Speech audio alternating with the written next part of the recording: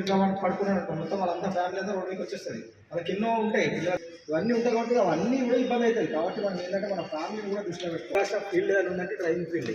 ఎందుకంటే ఒక మనిషిని కూడా మనం లైఫ్లో పెట్టి ఒక మనిషి ఆరోగ్యంగా లేడనుకో మన లైఫ్లో పెట్టి మనం బతికేయచ్చు.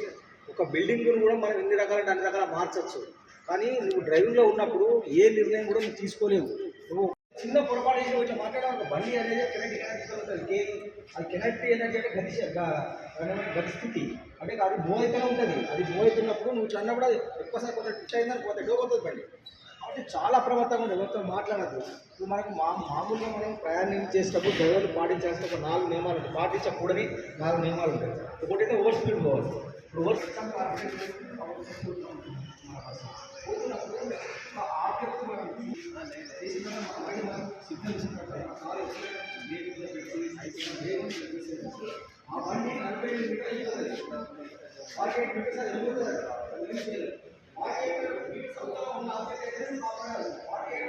చెప్పండి 100 మీటర్స్ కన్నా అవతల ఉన్న ఆబ్జెక్ట్ని నువ్వు సేవ్ చేయగలుగుతావు. నీ 100 మీటర్ లోపల ఆబ్జెక్ట్ పెట్టేస్తుంది.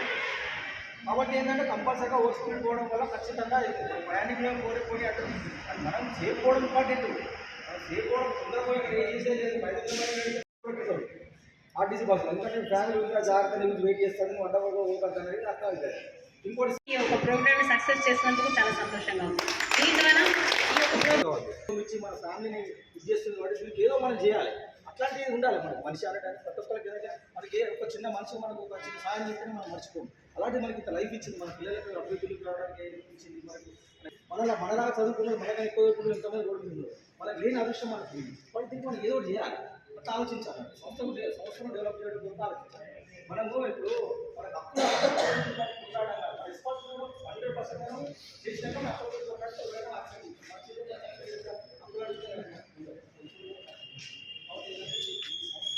థ్యాంక్ యూ సార్, మంచి వర్డ్ చెప్పారు.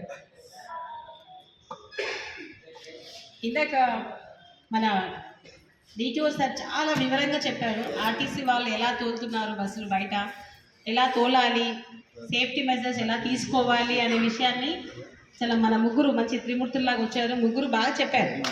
చిన్న అతనైన రియాజ్ చాలా బాగా చెప్పారు. ప్లస్ మన శ్రీనివాస్ ఇది కొత్త ఏం కాదు.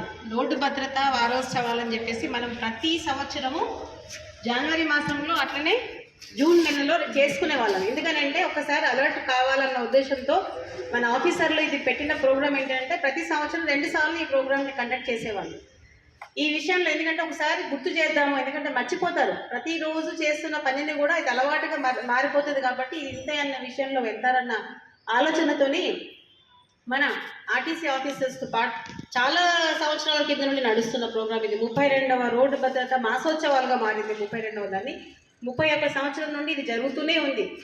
ప్రతిరోజు మనం చెప్తూనే ఉన్నాం, భద్రతా సూక్తి చెప్పి మరీ పంపిస్తాం సార్ మా డ్రైవర్లకి. ఎందుకంటే వాళ్ళకి అలర్ట్నెస్ రావాలన్న ఉద్దేశంతో అక్కడ బోర్డు పెట్టేసి రోజు ఉన్న వాళ్ళతోని భద్రతా సూక్తి చెప్పిపించి వాళ్ళకి ఎలా వెళ్ళాలి, ఎలా రావాలి అని చెప్పేసి మరీ ఇన్స్ట్రక్షన్స్ ఇచ్చి పంపిస్తున్నాం. ట్రైన్డ్ డ్రైవర్స్ అయినా కానీ మర్చిపోతారన్న ఉద్దేశంతో ఆర్టీసీ వాళ్ళు చేస్తున్న ఇది రోజు జరిగే ప్రక్రియ.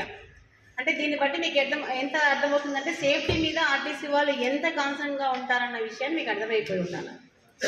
దానికి ప్రతి సంవత్సరము యాక్సిడెంట్ ఫ్రీ డ్రైవర్లకు సన్మానించడం కానీ ఇది జరుగుతున్న ప్రోగ్రామ్స్లో భాగంగానే ఉన్నాయి. ఈ ఒక్క వారంలో జరిపే వాళ్ళము. అలాంటిది మాసంకి వచ్చింది కాబట్టి మాసంలో జరుపుతున్నాం. దాంట్లో ఈసారి అంటే డిటిఓ అంటే ఆర్టీఏ డిపార్ట్మెంట్ వాళ్ళని ఇన్వాల్వ్ చేయడం వల్ల మేము చాలా హ్యాపీగా ఉన్నాం. ఎందుకంటే వాళ్ళకి ఇన్స్ట్రక్షన్స్ ఇవ్వడానికి మీ దగ్గర ఉండే ఇన్స్ట్రక్షన్స్ వేరుగా ఉంటాయి సార్. మా డిపార్ట్మెంట్ లెవెల్లో ఇచ్చే ఇన్స్ట్రక్షన్స్ చాలా తక్కువ ఉంటాయి. ఎందుకంటే రోడ్డుకి సంబంధించిన ఇన్స్ట్రక్షన్స్ మీకు చాలా తెలుస్తాయి కాబట్టి మీ నుండి వాళ్ళ లైసెన్స్ తీసుకొని మా దగ్గరకు వచ్చి ఉద్యోగాలు చేసే ప్రక్రియ ఉంది. కాబట్టి మీ దగ్గర నుండి నేర్చుకొని వచ్చిన తర్వాతనే మీరు ఓకే అన్న పర్సన్నే మేము డిప్లాయ్మెంట్ చేస్తాం ఇక్కడ. ఆ విషయం వాళ్ళకి అర్థమైపోయి ఉంటుంది. మీతో ఎంత ఇదిగా ఉండాలన్న విషయం కూడా మా వాళ్ళకి తెలుసు బాగా. అందుకే వాళ్ళు మీ దగ్గర ట్రైన్ అయ్యి వచ్చిన బస్ ఇక్కడ ఒక్కొక్కరు 30 సంవత్సరాల నుండి కూడా ఎలాంటి యాక్సిడెంట్స్ లేకుండా చిన్న డ్యామేజెస్ కూడా లేకుండా ఉన్న డ్రైవర్స్ కూడా మా దగ్గర ఉన్నారు సార్. ఇదంతా మీరు ట్రైన్ చేసిన పద్ధతుల ప్రకారం మ్యాటర్గా తీసుకొని ద బెస్ట్ డ్రైవర్గా మన హెడ్ ఆఫీస్ నుండి కూడా వాళ్ళు సన్మానం ఇవ్వడం జరుగుతుంది. ఇది ప్రతి ఇయర్ తీసుకుంటున్న డ్రైవర్స్ కూడా ఇక్కడ ఉన్నారు. ఇప్పుడు మేము కూడా అదే పనిలో కొంచెం ఒక భాగంగా చిన్నగా రోడ్డు భద్రతా మాసోత్సవాల సందర్భంగా ఈ యొక్క ప్రశంసా పత్రాలు ఇవ్వాలని చెప్పేసి మేము కూడా డిసైడ్ అయ్యాం. అది మీ చేతుల మీదుగా ఇస్తే వాళ్ళు చాలా సంతోషిస్తారన్న ఉద్దేశంతో ఈ ప్రోగ్రాంలో అది కూడా ఒక భాగంగా పెట్టుకోవడం జరిగింది. ఈ విషయాలని మీరు కూలంకుషంగా చెప్పడము, మా వాళ్ళకి తెలిసిన విషయాలైనా మళ్ళీ ఒకసారి గుర్తు చేయడం అనేది చాలా సంతోషకరమైన విషయము. దీంట్లో మీరు అన్నట్టుగా రోడ్ అంతా మాదే అని మా డ్రైవర్స్ అనుకోవడం అనేది ఏంటంటే అంతా మాదే అన్న లెవెల్లో పోతుంటారు సార్ వాళ్ళు. మేము వాళ్ళకి చెప్తున్నాం డ్రైవింగ్స్ ఎలా చేయాలి అనేది. కాకపోతే మీరు చెప్పిన దాని ప్రకారంగా మళ్ళీ మేము వాళ్ళకి కాషన్స్ ఇవ్వడం జరుగుతుంది. రోడ్డు మొత్తం ఆక్యుపై చేయకుండా మన వేలో వెళ్ళాలి, ఎలాంటి వేరే అదర్ రోడ్ యూజర్స్ కూడా ఇబ్బంది కాకుండా మనం డ్రైవ్ చేయాలన్న ఉద్దేశాన్ని సార్ చెప్పడం జరిగింది. యాక్సిడెంట్ అయినప్పుడు కూడా ఇక్కడ నేను గమనించింది ఏంటంటే సార్, సిటీలో ఆల్మోస్ట్ అందరూ హెల్మెట్స్ యూజ్ చేస్తారు. కానీ జగిత్యాలకు వచ్చి 1 year అవుతుంది దాదాపుగా, ఎవరు కూడా ఇక్కడ హెల్మెట్స్ యూజ్ చేసే తరంగా లేదు సార్. మనం చెప్పినా కానీ వాళ్ళు యూజ్ చేయకుండా, ఒకవేళ హెల్మెట్ కనుక ధరించి ఉండి తన కింద పడి అన్ఎక్స్పెక్టెడ్గా కింద పడితే మాత్రం తలకి గాయం కాకపోతే అతను సేఫ్గా ఉంటాడు. తలకి గాయాలై చనిపోయిన వాళ్ళే చాలా మందిగా ఇక్కడ మనం గుర్తించాము. ఇప్పుడు వచ్చిన 1 yearలో ఆల్మోస్ట్ 10 యాక్సిడెంట్స్ అయినాయి సార్. దాంట్లో ఫ్యాటల్ వచ్చేసి 6, మేజర్ యాక్సిడెంట్స్ వచ్చేసి 4. ఆ ఫ్యాటల్లో 6 చనిపోయారు. ఫస్ట్ ఆఫ్ జనవరి ఒక లేడీ వితౌట్ వెయిల్ అది కేసు రిజిస్టర్ చేశారు. ఇప్పుడు అది ఎవరిది తప్పు అని చెప్పి తేలడానికి మినిమం 6-7 months పడుతుంది. ఆ తర్వాత డిపార్ట్మెంట్ వాళ్ళు ఒకవేళ అది తప్పు లేదని చెప్పేసి రికగ్నైజ్ చేసి వాళ్ళ యొక్క ఛార్జ్ షీట్లో డ్రైవర్కి తప్పు లేదని చెప్పేసి కనుక మాకు ఇస్తే దాన్ని మేము తీసుకోవడం జరుగుతుంది సార్. ఈ విధంగా మనం ఆన్సర్ చేయాలి, కొత్త పాయింట్ ఆన్సర్ చేయాలి, అందరు జవాబుదారీగా ఉండాలి. వాళ్ళకన్నా 100% ఎక్కువ ఉండాలి. ఆ రైట్ అవే అనేది మీకు కాదు, స్పీడ్ కొట్టిన వెహికల్స్, పర్సనల్ వెహికల్స్ కాబట్టి మీకు కంపల్సరీ లెఫ్ట్గా పోవాలి. అది కూడా అట్లా కాకుంటే మన మోటార్ వెహికల్ రెగ్యులేషన్ యాక్ట్ 2007 మీకు కేసులు రాసింది, ఆ ప్రొవిజన్ కూడా ఉంది. కాబట్టి జాగ్రత్తగా ఉండండి, సంస్థలో వెలుగులోకి తీసుకురండి, మీరు కూడా అభివృద్ధిలో ఉండాలని కోరుకుంటూ ముగిస్తున్నాను. Thank you. విజువల్గా డిస్ట్రాక్ట్ అవుతావు, చూస్తావు కాబట్టి. Visual distraction, mental distraction. Mental అంటే నువ్వు ఆబ్జెక్ట్ చూస్తావు కాబట్టి రికగ్నైజ్ చేయవు, దానివల్ల కొట్టేస్తావు, అదే పోతుంది. ఇంకా తర్వాత ఇంకోటి డ్రంక్ అండ్ డ్రైవ్. డ్రంక్ అంటే ఆ మెదడు ఏం చేస్తుంది, అది వినది నీ మాట. ఆల్రెడీ నువ్వు రాత్రి తాగి ఉన్నావు అనుకో, అది ఇంకా అది మొత్తం కంప్లీట్ కాలేదనుకో, పోయినావు.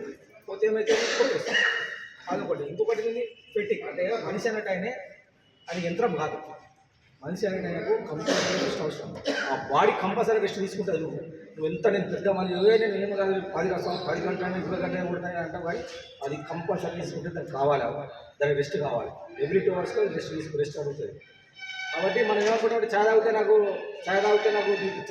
ఛాయ్ కూడా నువ్వు ఆగుతావు కాబట్టి అది నీకు ఎఫెక్ట్ అవి ఉపయోగపడుతుంది. ఛాయ్ తాగడం వల్ల నిద్రపోతుంది, అది అట్టిది. ఆ ప్రాక్టికల్గా ప్రాక్టికల్గా అది వర్కౌట్ కాదు. రెస్ట్ అనేది ఇంపార్టెంట్ అసలు. కాబట్టి మనం ఖచ్చితంగా రెస్ట్ తీసుకోవాలి. బాడీ రెస్ట్ కూడుకుంటుంది కాబట్టి ఖచ్చితంగా తీసుకోవాలి. ఓవర్ వర్క్ చేయద్దు, అది మనకు అవసరం. సేఫ్టీ కూడా మనం టోటల్గా దీన్ని మొత్తం సేఫ్టీస్ ఇంపార్టెంట్. ఎందుకంటే అది కొంచెం మంది మనం ఆధారపడదు. మన పనులు, మన పైసలు, మనకు అవసరాలు, మన లక్ష్యం ఉన్నప్పటికీ సామాజిక బాధ్యత, వాళ్ళని కాపాడాల్సిన బాధ్యత మనకు గురుతర బాధ్యత. ఇప్పుడు ప్రపంచంలో మనకన్నా తెలుగు మంది ఎంతోమంది ఉన్నారు, మనకన్నా ఎక్కువ PhD చేసి చదువుకున్న వాళ్ళు ఉన్నారు. మనకి ఎందుకు వచ్చినట్టు మనకు అది అదృష్టం, మనం సేవ చేసే అదృష్టం.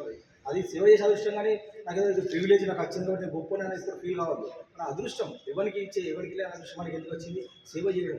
అది ఎవరికి కలగదు. కాబట్టి ఖచ్చితంగా దాన్ని ఏంటంటే మన డ్యూటీ లాగా మనం ఫీల్ కావాలి, మన రెస్పాన్సిబిలిటీగా ఫీల్ కావాలి. కానీ ఇది మనకు నేను నాయన గొప్ప నాకు వచ్చింది మీతో రాలేదని ఎప్పుడు ఫీల్ కావాలి. కాబట్టి పబ్లిక్ దృష్టిలో ఈ సంస్థ బాగుంటేనే మనం బాగుంటాం. ఈ సంస్థ అభివృద్ధిలోకి వస్తే మనం కూడా అభివృద్ధిలోకి వస్తాం. ఇట్లా సంస్థ అనేది బాగుంటేనే ఇంకా కొంతమంది కొత్త ఎంప్లాయీస్ వస్తారు. ఇట్లా మీరు బాగా వర్క్ చేసేటప్పుడు మంచి పేరు ఉంది, పబ్లిక్ అంతా మీ దగ్గరకు వస్తారు. మీ దగ్గర రావడం వల్ల మీకు పెరుగుతుంది, మీకు ఇన్కమ్ పెరుగుతుంది. ఇన్కమ్ పెరగడం వల్ల కొత్త డిపోలు వస్తే కొత్త అన్ఎంప్లాయీస్ కూడా ఎంప్లాయ్మెంట్ దొరుకుతుంది. కాబట్టి అంతా కూడా టోటల్ మీ దగ్గర ఇప్పుడు ఒక డిఎం మేనేజ్ చెప్తుంది మీకు, అంతే. కానీ పాటించేది మీరు ఇంపార్టెంట్. ఈ సంస్థకు బ్యాక్ బోన్ మీరే.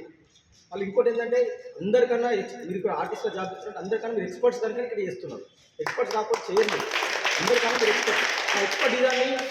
మీ ఎక్స్పర్టిజాన్ని మీ తెలివిని ఈ సంస్థ అభివృద్ధి కొరకు వాడాలి.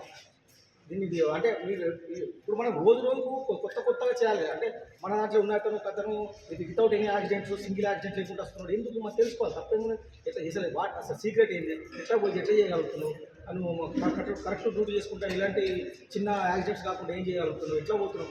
మనం కొలిగే కదా, అడిగితే తప్పేం మంచి మనం ఇంప్రూవ్ అవ్వడం కొరకు అడుగుతుంది. విద్యార్థులాగా పనిచేస్తే తప్పేం లేదు కదా. తెలుసుకోవడం, మనం నేర్చుకోవడం అనేది ప్రతి ఒక్కరికి ఏ